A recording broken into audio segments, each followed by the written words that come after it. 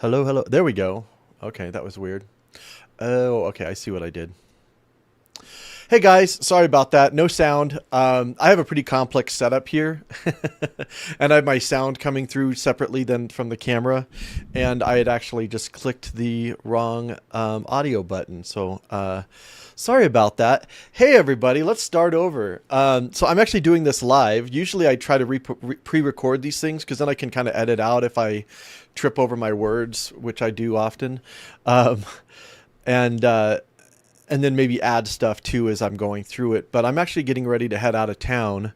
Um, I've got a little job down in New Mexico, so I'm going to be in New Mexico for a week here, which I'm looking forward to. Going to get some camping in, which is my favorite thing to do in the whole world.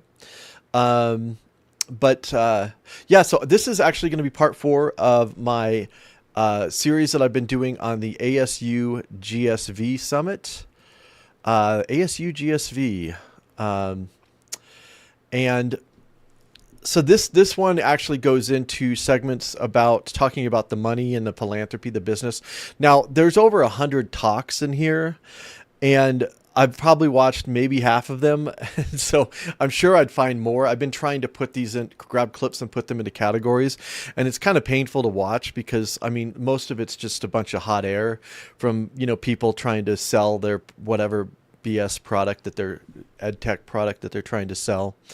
But yeah, so these are some clips that I found that kind of dealt with the business side of it. But too often we think about business and philanthropy as being two separate entities or two separate activities, and it appears more and more that they're very interconnected. And so philanthropy in many ways is a way to subsidize the cost of doing business. And so when people talk about free markets and all this other nonsense, it's total bullshit. There is no free market. Like there's so many things out there that help to lift up certain companies and certain ideas and certain things financially that are not they're not organic. Let's just say that.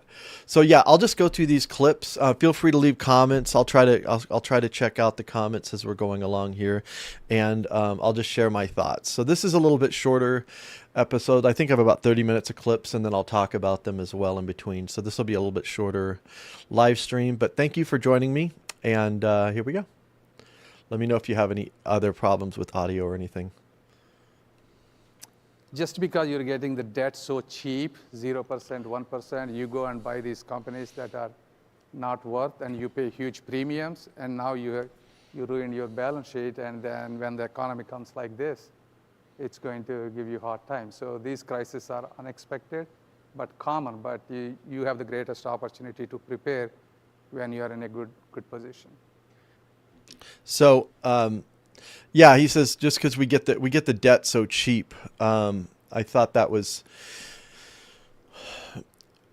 something to pay attention to because we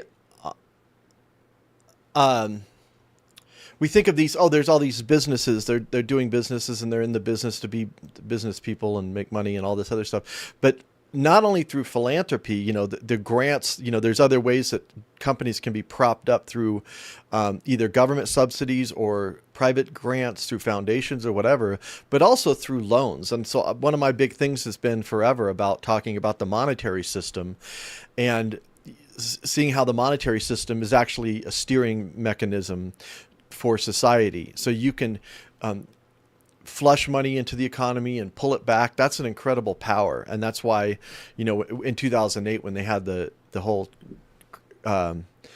crisis, that the government was forced to basically help bail them out. Of course, the Federal Reserve Bank created trillions of dollars in quantitative easing to help bail themselves out as well.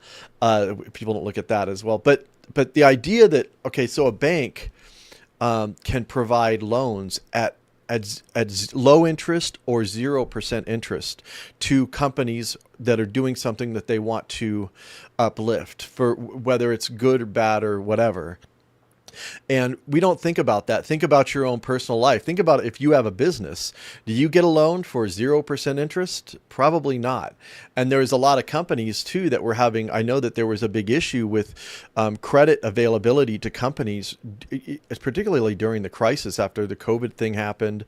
And the credit dried up, but then they had all these other things where they can influx money into other areas where they're trying to promote directions that they're trying to steer society into, which, as we've been talking about, is a cybernetic digital governance system, and ed tech plays a huge role in that. So he was actually complaining how, like, even though we got this 0% interest, now we're still having trouble to tighten our belts. So the idea that these companies are being propped up artificially is an important thing to think about. So yeah. We doubled our profits, or virtually doubled our profits, from £55 million in 2000. Real quick, how's the audio on that? You guys, if the audio, particularly my levels versus the levels of this thing, because I actually, let me see here. I might make an adjustment and bring this audio up. Audio 1. We doubled our profits, or virtually doubled our profits, from £55 million in 2021 to £100 million last year. And our share and our market capitalization went from a smidgen under £2 billion to about £1 billion today. That gives you a sense of the savage derating that our business, alongside many other businesses, has experienced. So the derating, we double. I'm going to actually play that one more time because I was adjusting with the volume. Sorry, guys. This is why I normally don't do these things live. We doubled our profits, or virtually doubled our profits, from £55 million in 2021 to £100 million last year. And our share and our market capitalization went from a smidgen under £2 billion to about £1 billion today. That gives you a sense of the savage derating that our business, alongside many other businesses, has experienced. Okay, so he's saying that even though they've doubled their profits, they've had a derating, and because their market capitalization actually went down, even though they doubled their profits. Now he's looking at it from the terms of his particular company, and he's upset that he's had a derating. But what I read from this is that that artificial inflation of all these ed tech companies is growing. It's expanding massively. There's crazy amounts of money that are artificially being funneled into this. And that's what I hear from it. And later on, they talk about different grants, and they talk about funding that came from the government that's about to expire. So we'll go into that in a minute. But that's an important piece of this. During COVID, I saw what was happening, especially to Black and brown children, so I created the Black Child Fund. What I'm seeing, and again, I'm not the educator, I'm the nonprofit leader, but what I saw was Black and brown children getting further and further behind, not being diagnosed, no early childhood intervention, not given the screening tools to identify learning, or other challenges, but instead, to your point, Adam, being called disruptive. Well, why not get at the root cause of the disruption? What else, in addition to the child themselves, what's going on in the home? And so if we take a holistic view about the individual, about the child, we can make a difference. We can put them on the continuum from as I say, birth to earth, but giving them the opportunity to thrive. And that takes partnership across all sectors. You changed that. Deborah says cradle to gray and your birth to earth. That's pretty cool. Oh, I also say sperm to worm, so. Okay, we got that one. So there's several things here. There's an element of like diagnosing the problem, and a lot of that comes from like a medical kind of approach. Like there's something psychologically wrong, which often there is, like people are having difficult times because they're in difficult situations. But she says to get at the root of the problem, and I would say that they're not actually getting at the root of the problem, because it's not just isolated to the individual cases. When it's happening all over everywhere, it's not just these individual families that are the problem, that you need to get inside the home. So that's what they said. We actually need to get not just focus on the child at school, but we need to get inside the home. And a lot of this is about, we need to collect data, and we need to have our clinicians, getting involved in these families' lives and these people's lives. And that woman is from the United Way. I should probably do a whole show just about the United Way, because they play a huge role in all of this. Yeah, sperm to worm. Yeah, and cradle to gray. I always thought it was cradle to grave, but she said cradle to gray. But there are all these players that have different interests. There are people that are looking at making profit. There are people that are looking at like actually steering society in a certain direction, steering people in a certain direction. But when she says getting at the root of the problem, that's not true. They're not getting at the root of the problem, because if they actually wanted to get at the root of the problem, it would lead them to the United Way, and it would lead them to the companies that they're partnered with and the banks that they're partnered with. If they actually want to get to the root of the problem of why there's such there's so many breakdowns in society and in people and in families and in schools. I mean, every institution, think about it, our media, the academics, schools, every single institution, large institution is broken, on purpose. So, that's not accurate. What she's saying is not accurate in terms of that, but there's an agenda there. The agenda is to get inside the home, and they want to collect data. They don't want to just deal with the student at school, but they want to deal with them at their home, because, the United Way knows what's best for your family, and these companies and these nonprofits actually have your child's interest much more than the families do, and the people that actually have a genuine relationship with the children. So I'll leave it at that. One of the challenges that we have across education is we live in silos.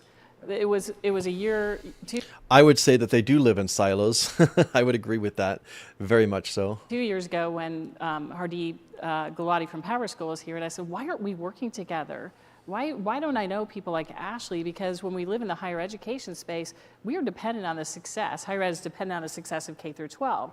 So this Birth to Earth and others are, how do we look at the data and really follow the student journey? So as leaders, we have to think about being more connected. And the systems that we build, if you think about disrupting systems, it's really to disrupt them and bring them back together, to connect them, so that we need to disrupt them and then bring them back together. You can see the learner journey from K through 12 into the community colleges, into the 4-year programs, out to the workforce. And the great news is, through the disruption of COVID, that is actually accelerating, because more institutions and schools are moving to cloud. They're building SaaS. So when you're in SaaS, you can connect all the data. You can see what's happening real time and do more predictive work. So the terrible part was, during COVID, the brown and black students and children got further left behind. So we have a bigger issue to solve for. So,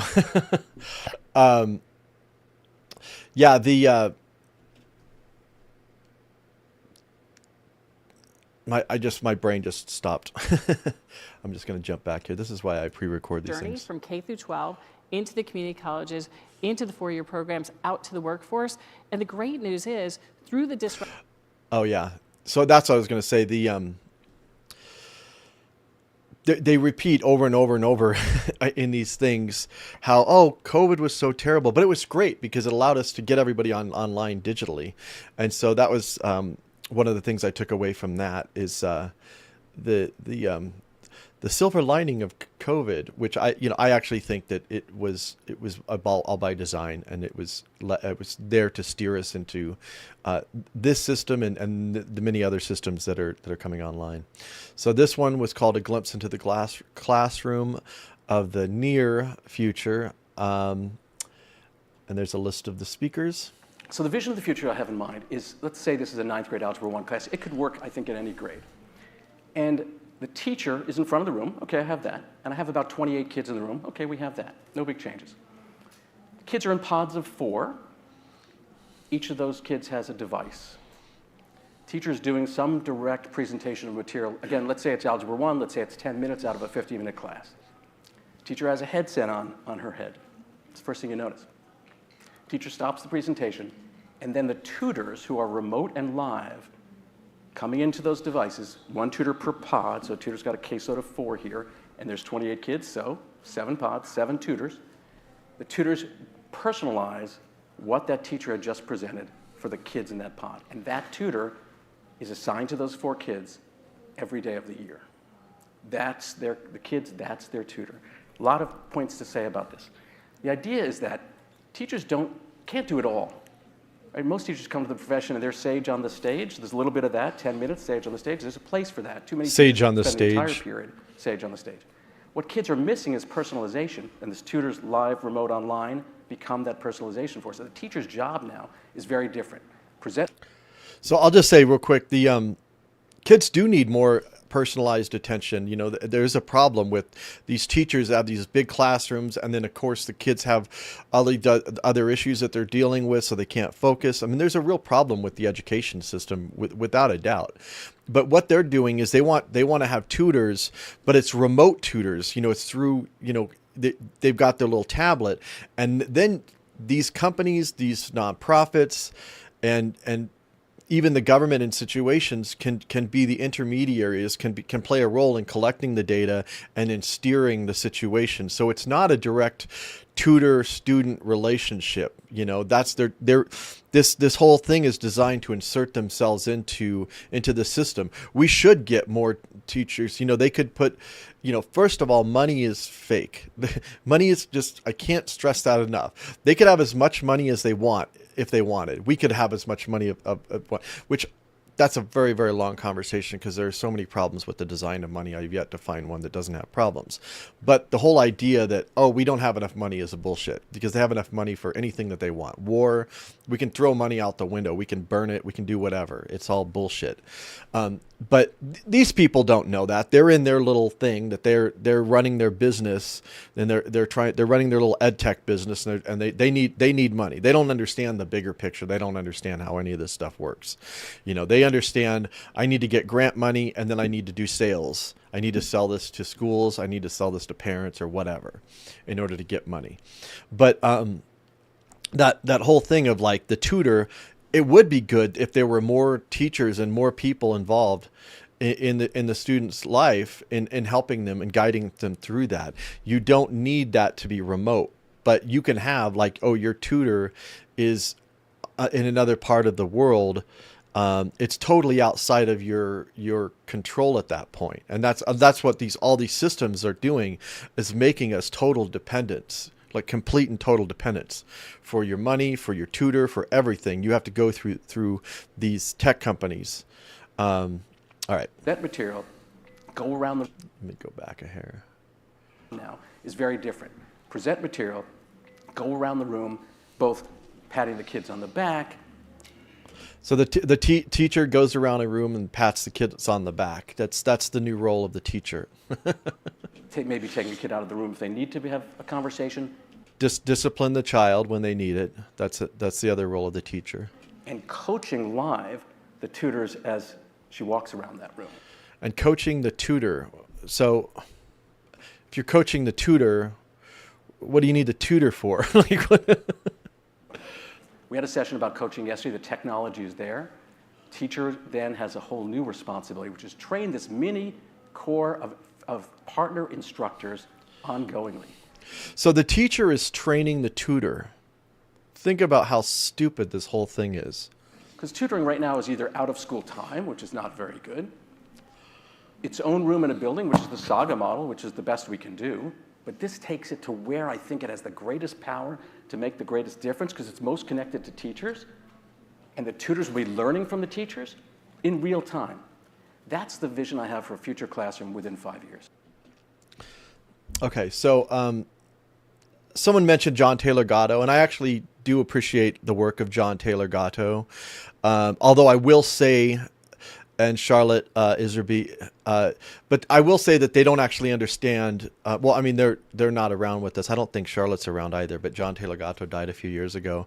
They didn't understand cybernetics, and also I think that they weren't as critical of the business side of things. as well. So there was a problem, even though you can learn a lot from them and there's some good stuff there.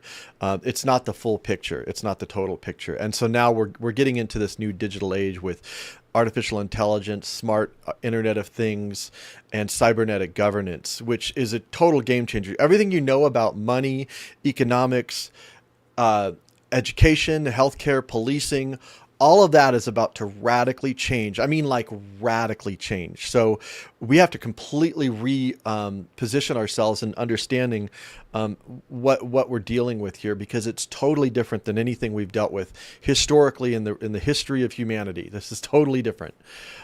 So yes, learn from some of these people that have brought us information about the system as it's led up to this point. But we also have to recognize the things that are going on right now and that are going on into the near future, which a lot of that historical knowledge base doesn't actually serve. It doesn't actually serve us in having a complete understanding of what it is we're dealing with. If you don't understand tokenomics, impact finance, cybernetic governance, these things, if you don't, smart cities, digital twinning, Web3. If you don't understand these things, you're completely impotent in being able to understand what's actually happening. So, but I do appreciate. I've learned a lot from particularly John Taylor Gatto, and I do appreciate. He's actually very useful to get some of the background information on how we've led here. But we are dealing with something that's new and unique here with the technology. As I think about bringing these tutors into the classroom and also the work we're doing at Google, I want to ask myself, what is it that we can push forward in bringing more adults into these young people's lives? And what can we use the technology to use most intelligently to automate the pieces that are... And this woman here is from Google. Are less about the this and more about the head. We just released this Future of Education report, and we found that with artificial intelligence, it can save teachers on an average of 13 hours a week. But if we're saving that time, what are we using the time for? So we have AI tutors now. There's AI tutors across a lot of the companies that you see here at ASU+GSV. And I think that doesn't negate the vision that you have, Alan. I think what it then says is if we have these folks who are videoing in with their young people, are they helping them with better understanding lattice multiplication? Are they helping them take it to a higher level, to think about how to be the best version of themselves, to be not just college and career ready, but better human beings? So again, this is kind of reiterating, yeah, we still want to have a human there, but we want to subsidize that with supplement it with artificial intelligence, as well as maybe human tutors that are brought in digitally through video or whatnot. And not only are they saying, learning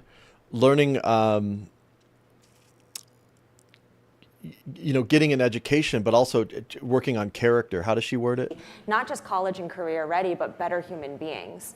So Google is going to make you a better human being. How do you guys feel about that? You want Google in charge of making your children better human beings. Do not be evil. So this is, if you search what's edu.google.com, and then if you just search like Future of Education report for Google, I haven't read it. I downloaded it. There's 1, 2, 3.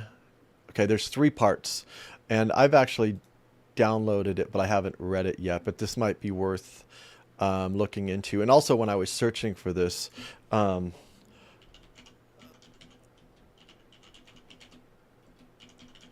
I found this one too. UNESCO has a Future of Education, a new social contract.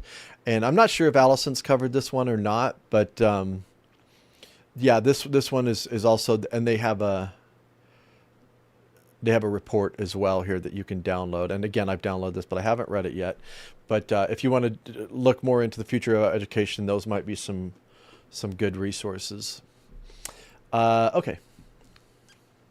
So are they helping them unpack challenges they're having relationally with other young folks in their space, in their community? And are they helping them to take the concepts that the teacher might have introduced whole group and then apply them at a much more sophisticated level to think about problem solving, that project-based learning that we've been talking about for decades now, and really applying it to the context and problems at a global level? So I love where you're at, but I'm wondering if we could also bring in those AI-powered tutors that we're seeing being developed through all these technology companies so that the skill set isn't what the tutor's working on, but that higher application of the concept and the relational needs that the children have. The higher application of the concept. I'm curious. I would be interesting to unpack what she means by that. That would be interesting. And just, by the way, I don't view any of these people as evil or anything like that. I actually think they live in a story. I think people are really amazing at like lying to themselves and fooling themselves and ignoring uncomfortable information. I have no doubt that these people actually do care. But they care about several different things at once, and a lot of the things people care about are in direct contradiction with one another, and people don't actually deal with that. Like, you can't be for like cybernetic governance and controlling and manipulating families and children with a profit motive, but also a social engineering motive. And respect the child and the parent and the process and something that's more organically grown. These things are incompatible. So I think that's what happens here. I'm not interested in like demonizing these people, even people from Google and whatever. I am like completely mortally opposed to what they're doing. But you know, there's that. Quick question. So would you have AI tutors instead of my remote live humans, or do you have them in addition? In addition to, I think I don't think that an AI, a robot should ever teach our children how to be better humans. And I don't think that AI is going to be able to replace these higher levels of thinking. No matter where we're going with BARD or ChatGPT, I work on the team at Google who's looking at AI in education. And I truly believe that if we're using technology right, it should increase our humanity and our connection to each other. And that's nothing a robot should ever. We shouldn't even begin to try and do that. So I think that... So she acknowledges this, but that is what the AI, I mean, earlier she just said to help develop character. So who's helping develop the character? I mean, the AI is not going to have anything to, if you don't think the AI is going to play a role in that, you're delusional. Like that's ridiculous. Maybe she doesn't think the AI is going to just show you how to do the math problem. But there's a lot of other things out there that show that this is actually steering people into being better people and shaping their character and their behavior. This isn't just like, how do I do the math problem? AI is not a calculator. The human tutors, and I'd even posit we shouldn't call them tutors, but coaches, mentors, supports, should be able to delve into the children's relational interaction with each other, digging into those giant problems of practice they're trying to solve, interdisciplinary with these skill sets. And we just set the AI tutors at maybe reteaching that lattice multiplication or that covalent bond concept in chemistry. So again, the AI with the coaches, but you don't need this technology for all of that stuff. All you need is someone that isn't so constrained financially that because there's a lot of people that would actually love to do that and work with children if they and do it in a way where they actually had some freedom. See, I'm trapped in the language too. But they actually had some agency of their own that wasn't just going by some protocol that's written by some foundation or corporation that would want to work with. I mean, I know so many people that became teachers because they care, and so many amazing people who genuinely care that went into that profession that left. They couldn't deal with it anymore, and it was in large part because of these systems that are set up. That they're just now expanding into the digital space. And I think also recognizing the fact that if you do some of this, virtually. I know for some schools, they think, well, I got to have all the tutors in person. But the reality is, if you are open to having virtual tutors, your net now becomes the entire country, and for that matter, the entire world. So if you have virtual tutors, your net, their net becomes the whole world, really. And you can access some really amazing talent to work with the kids. The other piece is when you have it virtually, it makes it easier to monitor and observe what's actually going on in like a tutoring session. I mean, it's a little more disruptive and just not as convenient when you're actually trying to do that with some physical tutors and the kids sitting in a classroom. So the problem with the kids sitting in the classroom with the tutor is we don't have access to them. Like, we can't collect the data, we can't watch what they're doing, and we can't steer them in the direction that we want to steer them. You'd have to trust that there's individual people that have individual agency that might do a better job than your top-down protocol. So the next one here is was called Top Investors Backing $1 Trillion Horses. And there's another term too, the horses. We're backing horses like it's a horse race. Or there's another term that's bandied about a lot is the unicorn. It's not a horse, it's a unicorn. This is some mythical creature. Let's see here. I think that there are going to be a lot of companies built to address very specific needs and very specific populations. So I don't actually believe there's necessarily going to be like one monolithic $1 trillion company that does this, but there are going to be a lot of successful companies that are worth a lot, whether it's for people with learning differences, get set up basically as a live, interactive environment for older adults to be able to participate in live online classes, whether it's like Sit and Fit or language learning. And we work with another company called Co-Rise that teaches technical skills to adult professionals. And they've built an AI-based product called Nudgy. And Nudgy basically nudges you. So it knows exactly where you are on the course, and it knows when you logged in last and how long it took you to do this certain problem set. And it can basically nudge you and say, like, Connie, I noticed that you had a harder time with this section of the homework. Mercedes was really good at that homework. Like, do you want to ask a friend? And then it will nudge Mercedes and be like, Mercedes, I noticed that you were really good at this section. Could you help your classmate? And the teacher doesn't have to have a part of that at all. And it's all automatic. So that's an example of, I think, how these products are actually going to help automate in a lot of ways, like what Rebecca was saying, like taking some of the burden off of the teacher and creating more pathways for people to get that education. So back in the day, like, kids would go over to each other's houses and say, hey, you'll come over and help me with my homework. And then we could hang out, we could eat some popcorn, and we could work on the homework, and then we could do something fun afterward. You don't need to do that anymore because we've got Nudgy. And you can do it digitally and online, and your friend is on the other side of the globe, which I support the idea of, like, people connecting with people in different cultures and everything like that. I like that idea, but I don't like the idea of these companies and these yeah, and the fact that some of this is going to be digital. I mean, just wait till it gets, the technology gets to where you can't differentiate a human being from, digitally from the real, from an artificial. Someone put NPCs from a non-playable character. Although yeah. Anyway, so that's what do you think about that? I'm not down. If you're selling directly to schools, we have this magical thing right now from COVID called ESSER, which will expire in September 2024.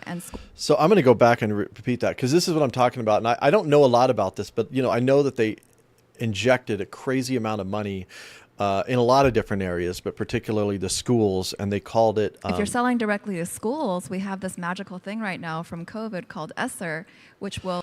ESSER, and I need to look more into that. If you guys have any resources, please share them on ESSER. But it's a fund that was created for schools to use to purchase, ed tech products, and I'm sure there's stipulations. That's the thing. I was looking at the nonprofit industrial complex, if you want to call it that, but realizing that with money comes stipulation. It's not like they just give you money and you can do whatever you want with it. The funders direct what the program is. And so if people want to get money, they contort themselves to whatever the funder needs. And there's a conversation here in a minute where they say, oh, we don't want to do that. But that's exactly what they do, even if they don't want to do that. Because if you don't do that, you don't get the money. And if you don't have the money, you can't do anything. That's this whole world. If you don't have money, you can't do anything. You know, there's this intermediary that's been placed in between every single human activity that, not everything, it hasn't covered everything, but they're working on it. And this digital space allows them to massively expand that intermediary of money as being the arbiter of what can and cannot be done. And of course, you have a choice not to do it, and you can starve. Is that a choice? I don't think so. So let's go back. And then she says the COVID thing gave us this magical thing. Like the language is kind of interesting. If you're selling directly to schools, we have this magical thing right now from COVID called ESSER, which will expire in September 2024, and schools will lose it if they don't spend it. So you have like $100 billion that needs to be allocated in a very short period of time. And so companies selling to schools, they should be guns blazing, trying to close as many sales as they can because that budget will go away. So I'm just going to say something. This is something that's happened a lot of times, you know, where there are these budgets, and if you don't use the money, you lose it. And so then people end up, you know, spending, especially like toward the end of the cycle or whatever. All this money is just spent because they just want to spend it because they don't want to lose it for the next cycle. Or in this case, it's gone forever. Well, maybe not forever, but it's just gone. That the thing runs out. But even when it's done with funding cycles, people they will make rash decisions. So you don't have time to actually go through and do a study or think about this. Is this the right thing or whatever? We just got to spend the money or we're going to lose it. So I think it really depends on the type of ed tech company, the business model, for them to think about how do you balance out changing CAC dollars with growth rate. So this one's called Leveraging Impact Investments, Philanthropy, and Technology to Power Educational Innovation. And so a lot of this has to do with, you know, the relationship between philanthropy and business and government. There's this whole, it's the trifecta. So first, grants, right? These are funds that are being given by an organization, typically a foundation or another charitable organization, with no expectation of return of that capital, right? A program. They do have expectations. They just don't have expectations of returning the money. That you get to keep the money, but there are expectations in there. But he's just saying, within the grant situation, you don't have to pay it back, which we all know this. But I've just included this thing because he just kind of runs it through. It's good to remember. Related investment is different in that there is an expectation of return of capital. However, it's not a market rate expectation. It's going to be. Let me go back here. Of return of that capital, right? A program-related investment is different. So a program-related investment is different in that there is an expectation of return of capital. However, it's not a market rate expectation. It's going to be concessionary, typically through very low interest rate debt.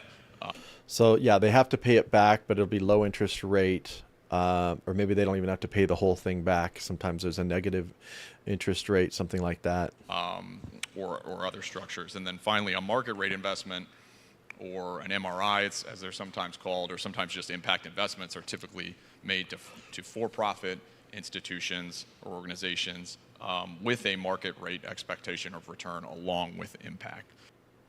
So I thought that was important to understand the three things, and they're not separate. They're not independent. You have these three things that are working in concert to steer us into the system that they're building. So it's not just markets, it's not just philanthropy, it's just, and then that third one is kind of the, you know, you might call it like a public-private partnership. But you even see public-private partnerships in the MRI one as well. So it gets a little convoluted, but it's helpful to understand those things. And from the entrepreneurial perspective, sometimes the most courageous thing you can do is actually walk away from money from philanthropy. As someone who started a nonprofit before, and now a for-profit company, I'm just like relentlessly focused on solving the most pressing problems for our customers. So real quick, this guy actually has a for-profit business, and he's saying as a for-profit business, sometimes it's good just to not take the money because there are stipulations that don't serve my for-profit design. And he says what's best for my customer. And I will argue there are conflicts between what's best for your customer or what's best for human beings, like even putting them into the role of customer, versus what's best for your bottom line. Those things are constantly at odds with one another on a regular basis.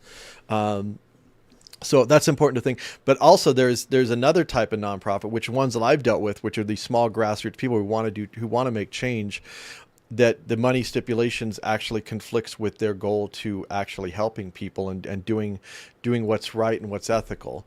But he's just talking about it from a point of view of like, sometimes we don't want to take the money because it's not really good for our business model, which is true. But there's another layer of this too, which is it's not good for actually what's best for people either. But when you start to take money from philanthropy, sometimes they are putting a thumb on the scale and wanting to articulate the pressing problems that they perceive in the market. So he says they perceive in the market. Again, I've been thinking about these issues for a long time, but not in terms of the market, but in terms of like, what's the problem and how do we fix, how do we, I don't even like to say fix the problem, but prevent that problem from happening in the first place. That's kind of like where I'm trying to steer my approach to this, I think, anyway. So, but he says sometimes, like I would say all the time, they're always putting their thumb on the scale or finger on the scale or however he worded it, towards a particular understanding of what the problem is, what other agendas are at play or whatever. That's always there. And if those are not really aligned with where you're going or what you're hearing from the part of the market you're serving, it can be very tempting to say, there are a lot of zeros over there. I'm going to like contort myself and my strategy to meet what you're saying and try to square the circle. And actually, in some cases, the money can be a distraction from trying to do the greatest impact you possibly can and grow your business. So real quick, someone like him who's running a business can figure out other ways to bring in income, bring in money. But if someone who's not interested at all, like I don't care about business, I just care about the child. I'm not interested in making a profit. I need money to do the work that I want to do. If you don't go by the grant money or the foundations or whatever, you're just, a lot of people try to collect money from individual donations, and you can do a little bit with that, but you can't get, the amount of money you need to really run, a program it's really hard to do, with just getting individual donations in this world.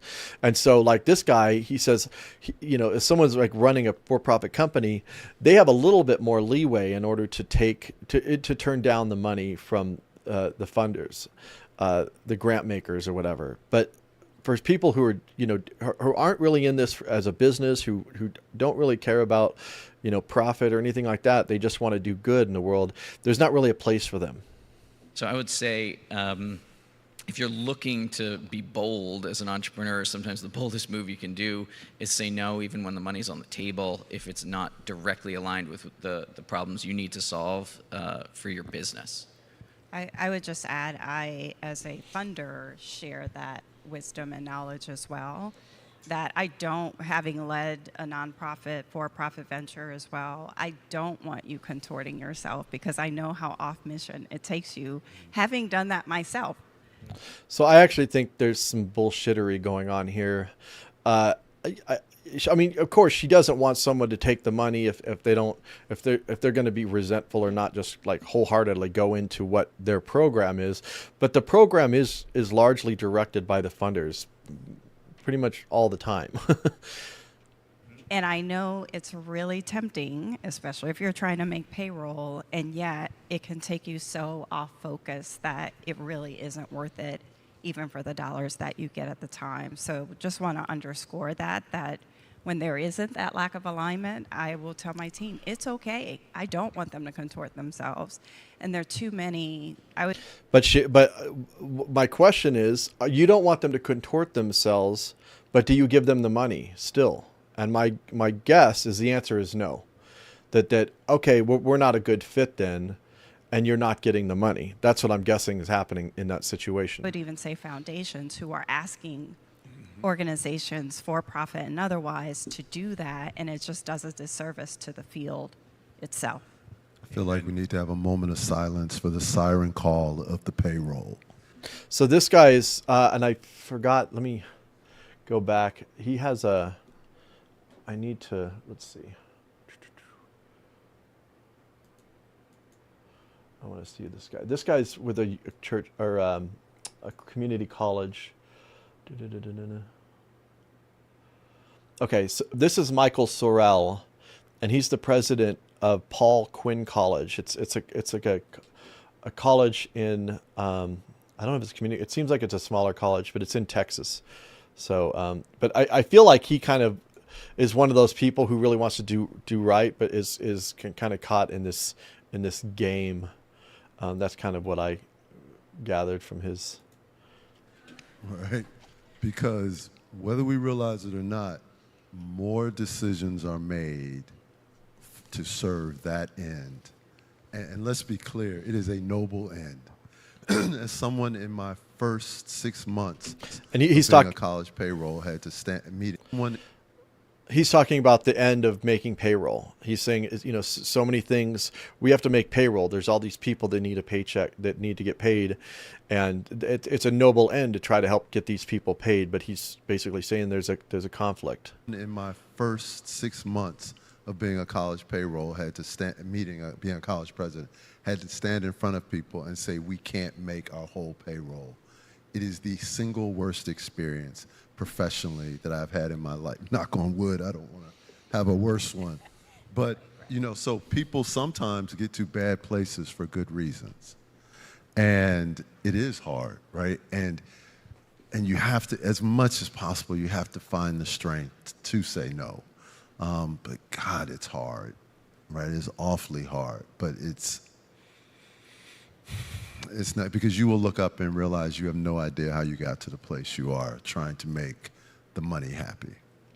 So that's, I think, if I were to sum up the majority of the problems of the world, what he just said there is it. And so people are, trying to, we need to change the game or whatever, but I actually think the game itself is the problem. And so, and that's the whole thing. I'll repeat it.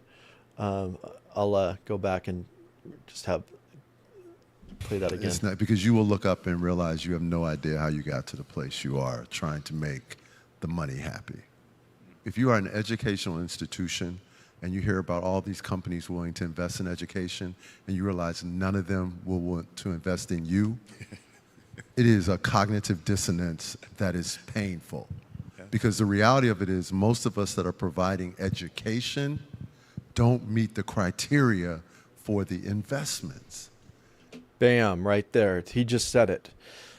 So yeah, we have some. I would love to chat with this guy. I'm I think that of all the people at this conference, he probably has more hope of being ethical than anybody else. And so you hear about this incredible network of resources that you can't access for the betterment of your students.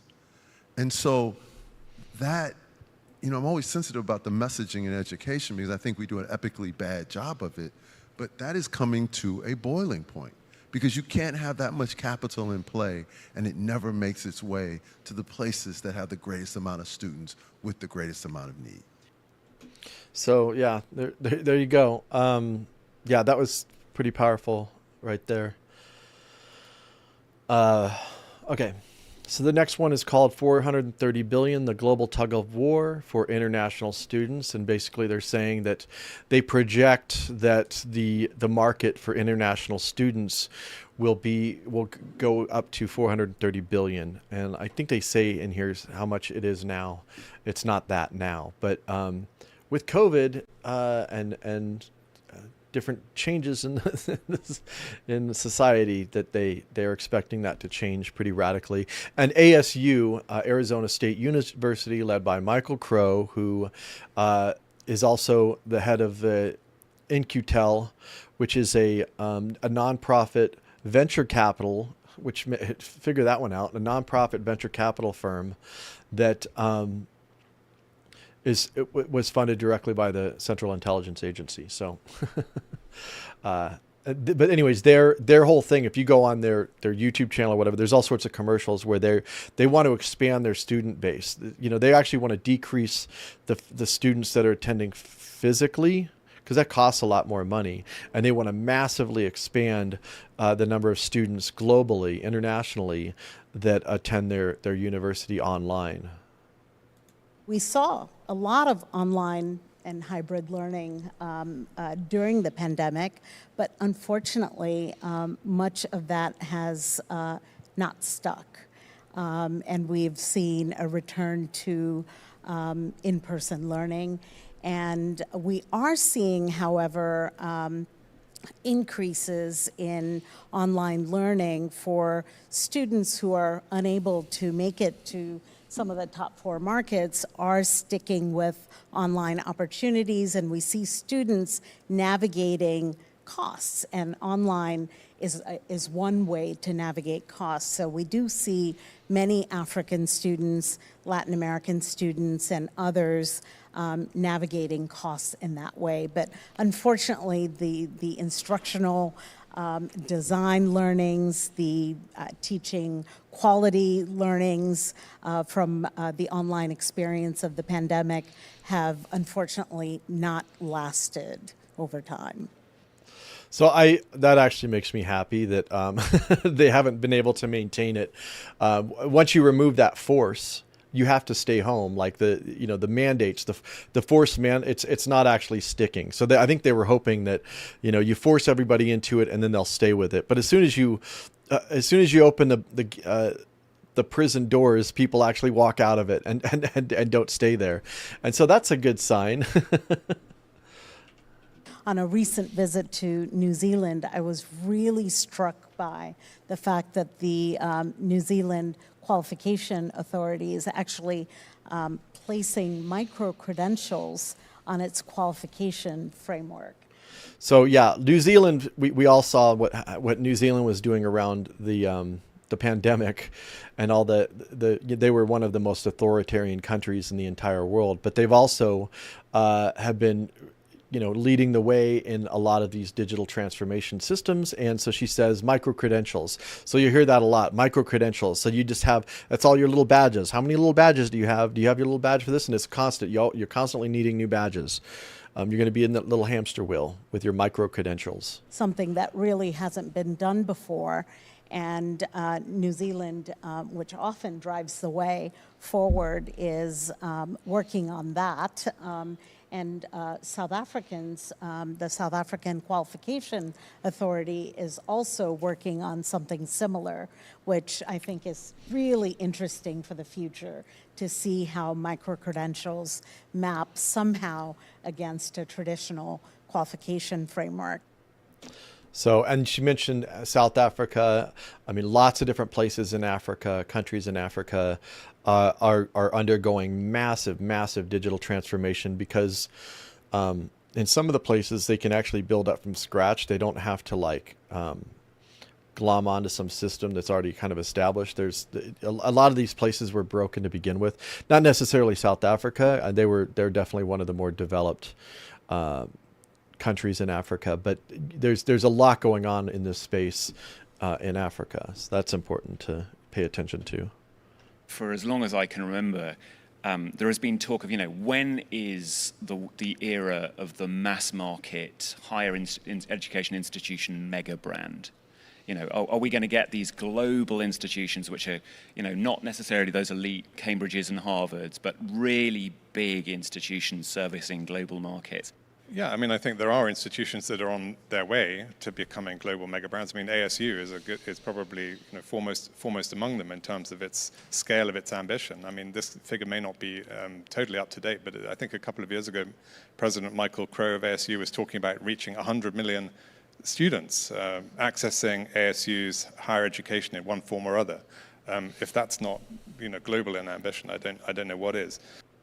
So when you think ASU or Michael Crow, think CIA. So the CIA wants to reach, what do you say, 100 million people? Okay, so the next one's maximizing resources for maximum impact. High dosage tutoring in K through 12 education. So there was a lot of stuff in here, around tutoring. So, all right.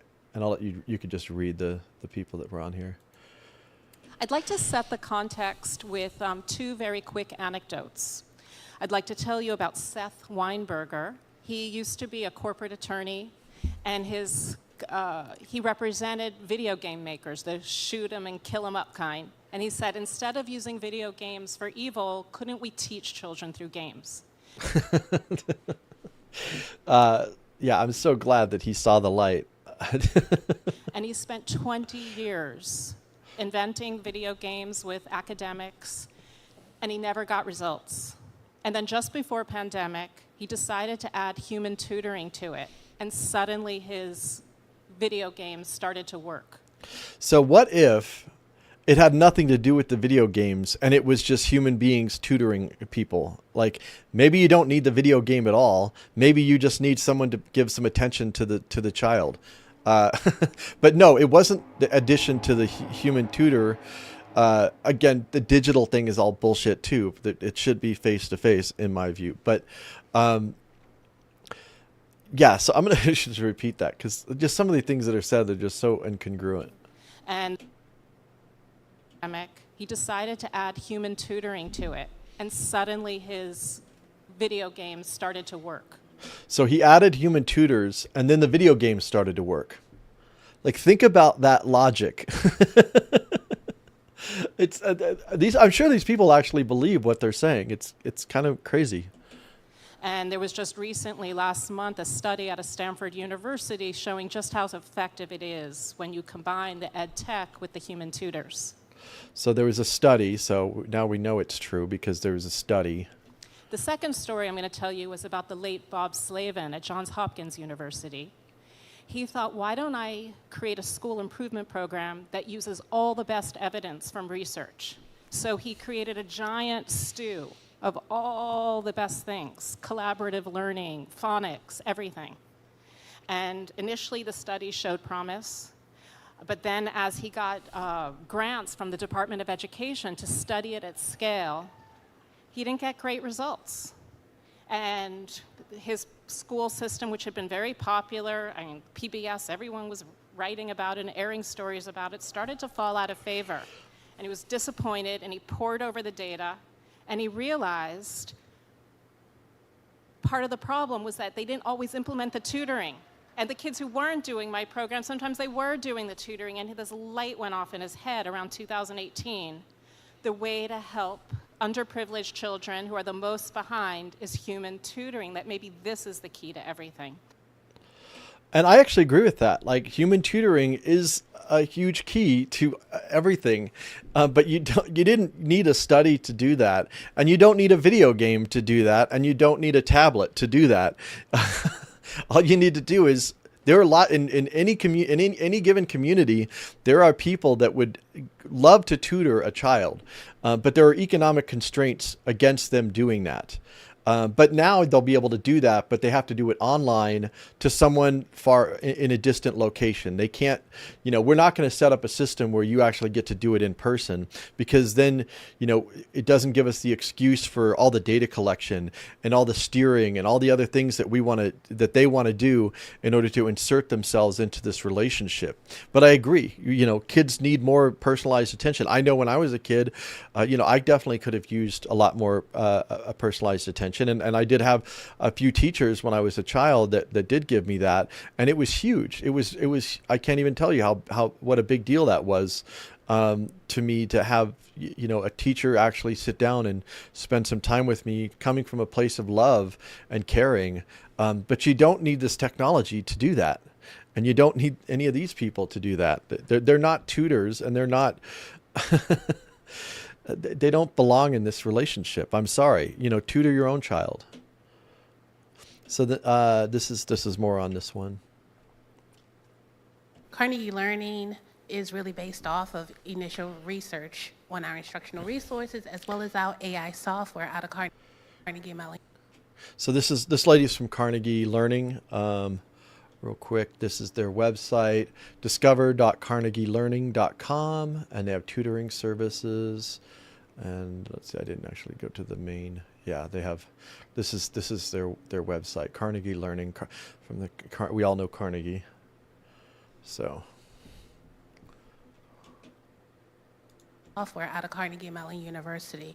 Right now with tutoring, we're focusing on what are the ways that we can scale tutoring at an affordable level using AI software. And so there's always this talk about scaling. They always need to scale. When they say scale, they're not like scaling down. It's they shouldn't say, because scaling, because you can have a scale model of something that's smaller than the original thing. I used to build models sometimes. You have a scale model of a car or whatever. They should just say grow, but they don't. That doesn't sound as good. When they say scale, they mean grow. They want to make it bigger and bigger and bigger and more centralized. Their system to be more centralized. So that's what they mean when they say scaling. They need to scale it. Have everybody on the same program. And to what extent do we also grab and use our live tutors as a part of this? Does every And where do we grab and use the live tutors? Think about the language. Grab and use the live tutors. Now, if someone's involved, well, what do you mean? Yeah, we're using them to do this thing. But there is something even in that language that's kind of removed. Like, what agency does the tutor themselves have in this thing? They're just this thing to be used when they're needed for this other thing, Every student need a live tutoring session online every day. A live tutoring session online. So I come on and say, I'm live, I am live online, whatever, but I'm not live in person. So that's interesting. The language. Day, 3 times a day, or is there a nice mixture between the use of AI software as well as live tutoring to maximize your resources and get the best results that kids need when they need it? So maximize the resources. She's talking about money, which again is fake. All right. We're at an investor conference. This is not the American Educational Research Association, so let's talk about money. And I'm always amazed that so many people think they can make money off of K-12 education. I'm really curious with tutoring where the money is here. And I wanted to ask first of all, just a show of hands, who is a for-profit company? Okay, and who is a nonprofit tutoring? Is the organization? I'm me, yes. So we are Cognimus is a for-profit company that I'm advising, but I am an educator. Okay, great. So everyone thinks they're going to make money out of this, right? And so no, I don't think so. And so I wanted to hear from the panelists, She doesn't think she's going to make money. Well, she might not make money. I don't know. She says she's a teacher. I'm not sure I didn't see what her role is, but where is it? I'm not sure which one. Is she with Philo? Anyways, of course she's going to make money. She's not going to make as much money as the CEO. I don't know is she the CEO? I didn't catch which one she is. I apologize. I wanted to hear from the panelists, are there really profits to be made? And can cost-effective tutoring be academically effective? And because I think tutoring on the cheap is tough. And so I'd like to start with Justin on your money thoughts. Well, the one investor in the room is mine, so I'm going to say yes. Pat, that was for you. No, I think, there tends to be an assumption that there's a tension between outcomes and profit. I don't think that has to be there, and I think there are plenty of examples where it's not. I think the more and more that there's plenty more of examples where it is. outcomes based whatever is really becomes the economic model, then the companies that deserve to make the money because they're helping districts get the outcomes for their kids should make money because. And getting the outcomes, again, this is all based on metrics. So they collect all this data, and there's tons and tons of that's been written about statistics and how statistics can be manipulated. So keep that in mind. We're talking about collecting data that tells a particular story that can be manipulated and very regularly is manipulated. You're paying for outcomes at that point. You're not paying for hours. You're not paying for software. You're paying for outcomes that you intentionally went after to get. So tutoring on the cheap, I think what we have right now is a very inexpensive model that actually is built around non-use. The economics of those models only work if no one uses it. I think we can just pause. There are these models that are 24/7 on demand where in some school districts, fewer than 1% of the kids ever log into it. I think both ends of the spectrum are very intuitive. So if you're charging $25 a year, you can assure that tutoring can't be delivered because you can't afford to do that. On the other side, you have research like Saga, which has shown tremendous results, but are also very intensive and very expensive. And again, it makes sense. If I have that kind of experience with a tutor over the course of a year, you're going to see those results. $4,000 a kid in some cases. So I think the question is, what's in between those two things, right? And I think that's what's exciting. I think that's where the combination, of software and live tutoring, but not in a kind of blind way, but like in a very targeted way, starting to optimize. I think the human has to be there, just my own personal bias, because I think I have kids. I think they relate better to humans than chat, but especially my 5-year-old. But there is a lot in between there, and I think that's where it's like, okay, no dosage, or here, take a gallon of Advil. It's going to work for you. But maybe 2 tablets. So where's the 2 tablets? Like that's what I think we really need to find. I think there's a lot of promise in a combination of technology and humans that can get there. I'm willing to bet that the humans that are tutoring his children are not online, are not on the internet, or not. He's not going to put his own children through these very systems. They have their own in-person tutoring. I'm willing to bet, because if you have the money to do that, of course you're going to do that. You're not going to feed your money and you're not going to feed your child into this machine if you can afford not to.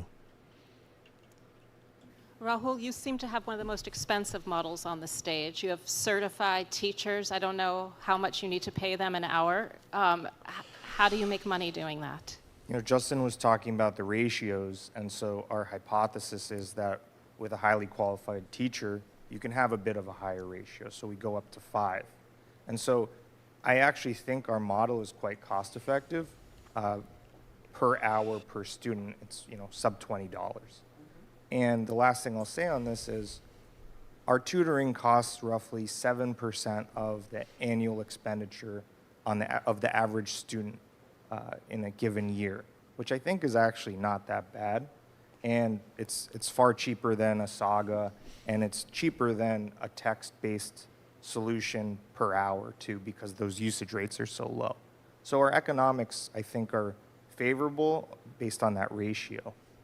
I spoke with a startup today who said he was going to pay $180 for each tutor, but each tutor he hoped would work with 30 students at a time. See how that goes. So yeah, I don't know what to say about that, but I thought that was important. Courtney, tell us about how you expect to make profits with tutoring. So again, our model is very similar in that we use certified teachers, so we do charge at a higher rate, but we are also able to support a larger class size, a larger session size. So how large? up to 8 students in one session, and we see results. Our results from year 1 to year 2 in terms of student growth is double, but we're able to reach out and reach more students and support more students with our program. And is that because they're using your intelligent tutoring system simultaneously while working with the tutor? There's a combination. That's because we have certified teachers who are part of the program. So we're talking about teachers who are used to working with groups of 30 students, even online. And now they have a group of 8, and that's very manageable. But you couple that with the software, with the additional practice and instruction, and again, you see those results. So I'm not opposed to using technology to look things up or whatever, but that's not what this is. This is cybernetic governance. This is steering. This is profit making. This is manipulation. This behavior. There's a lot of behaviorism involved with this, and all of it. It's removing the student, and the teacher and the parent as being somewhat self-driving agents within this thing.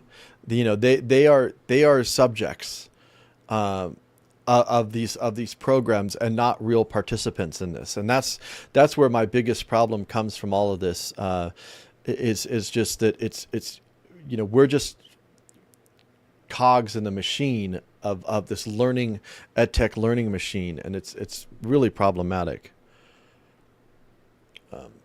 Oh, this is also from the same talk here. I got another one here, I guess. So right now, schools have $122 billion to spend on tutoring and other things like. So that's from that program that I talked about earlier that's about to expire. It's like football stadiums and AC systems. But as we know, that's all ending in 2024.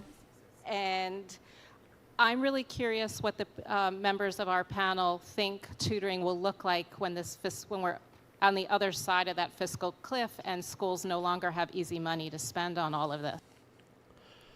So this next part, they don't really they didn't really answer the question, so I didn't really include much in their response. But I do have one clip here, but most of them didn't really. Because the question was, how are you gonna do this once you're not getting the artificial injection of money that you don't have to worry about once that goes away? What are you going to do? There was one person that kind of mentioned that, but that mostly they didn't address it. If the costs and the outcomes match, I think school systems will continue to invest. I think what we know is families that can afford tutors pay upwards of $100 and beyond per hour for tutor for their children. And so I think if school systems see the same level of impact, then they will see that as a part of an intervention block. I think if families are part of the conversation, they will get their kids to log on when they leave the school building because they'll see the impact of the investment. And so I think that this is a moment to demonstrate, right, and to leverage research to tell the story of impact. And I think that there is a story beyond this moment. Okay, so yeah, basically she's just saying, well, parents will just pay for it, but I mean, we all know that most parents can't afford to pay for that. And I imagine the people that can't afford to pay for that, if they can afford it, would probably rather have an in-person tutor rather than some online thing. But I'm sure that there'll be a lot of people that will pay for that, but nowhere near what they want it to be. And I think that's their concern, is they're like, oh, how do we make this thing to live more with more market functionality rather than just so much, because they can't just continually just prop it up, inject money into it indefinitely, so this money was injected to hopefully jumpstart it. And then she thinks that parents are going to on their own, start doing it with their doing these programs. And I think that's may not. I don't think these things can happen without the mandates, without the forced injections of money. So much of this is artificially propped up, and I don't think that it can live. I think it'll have to constantly be artificially propped up in order for it to continue. So with that, That was another segment. It's a little bit shorter segment than before, but I'll do some more. I have like a crazy amount of content, and I already have a bunch of clips that are put into different folders that I'm trying to organize based on subject. So I will do more of these in the coming months. Because I would say weeks, but I'm going to be gone for a couple weeks. But I'll have another one probably coming out in a couple of weeks. So thank you guys for joining me. And if you haven't seen the other ones, I have 3 other talks on ASU+GSV. I actually created a playlist. So if you look under my channel's playlist, you'll see a playlist for that. And yeah, on that, I appreciate you all and have a good night. Have a good day, whatever it is.